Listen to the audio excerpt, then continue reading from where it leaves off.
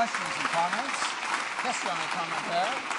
The Honourable Parliamentary Secretary to the Minister of Public Safety. Thank you very much, Mr. Speaker. Mr. Speaker, we know that close to 70% of Canadians support this legislation. They support seeing Canada Post back to work. They support getting their mail delivered. My question for the member opposite, it was only a few short months ago that we saw the Liberal Party of Canada totally ignore and remain out of touch with Canadians, and we saw what happened to them.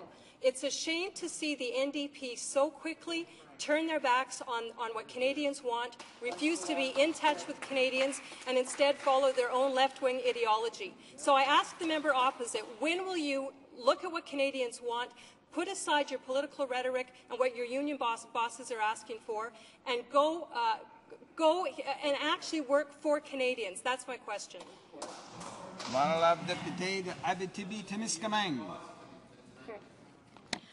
Monsieur le Président, je suis au courant que bien des gens espèrent revoir leur courrier.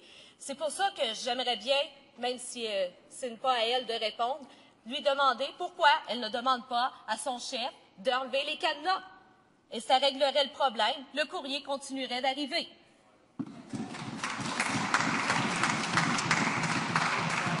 Questions and comments. The Honourable Member for Guelph. Thank you, Mr. Speaker. Mr. Speaker, I've never been a part of a union, but in my past life I've negotiated plenty of collective agreements, usually acting on behalf of management.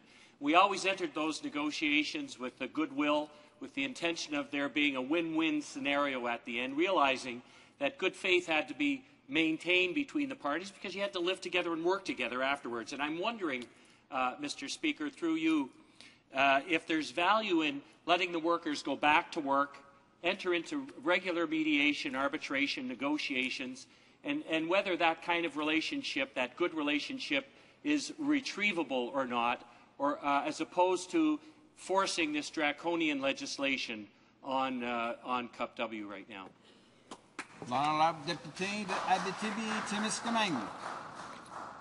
Monsieur le Président, j'aimerais dire que tout à fait, il serait beaucoup plus acceptable d'enlever les cadenas et de demander aux gens de reprendre les négociations pour le climat de travail. J'ai moi-même eu à me faire décréter mes conditions de travail en 2006 et ça fait un climat de travail exécrable. Donc, si on enlève les cadenas et qu'on reprend les négociations, je crois que oui, le climat de travail pourrait être préservé chez Post Canada.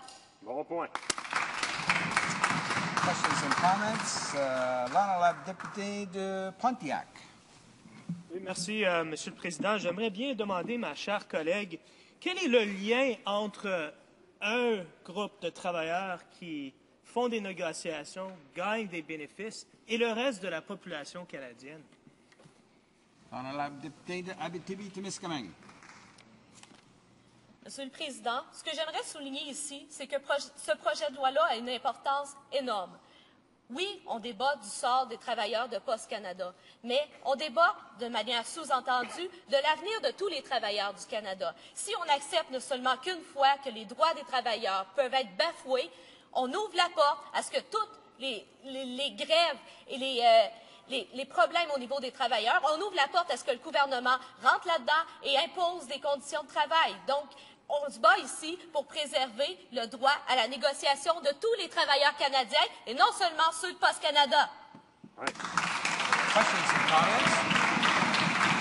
The Honourable Minister of State for Western Economic Diversification. Thank you, Mr. Speaker. I'd like to ask the member if she has any local insurance offices, small business, the type that the NDP campaign that they represented. On my Blackstrap member, a concerned constituent wrote me today saying that we look out for all types of people, seniors, farmers, students, families, small business, churches. We rely on Canada Post to send our clients their insurance policies and other necessary communications. For many younger individuals and urban families, we cannot send any correspondence by email. However, for those such seniors, farmers, rural businesses, and rural families, they do not have the luxury. These individuals rely on communications sent through the mail via Canada Post. These seniors and rural individuals are now without the documents that would confirm that their interests are protected or are without notice of potential risks that they should be aware of. Does the member have such small businesses that they who claim to to be representing? I'd be interested to know. La députée de Abitibi-Témiscamingue.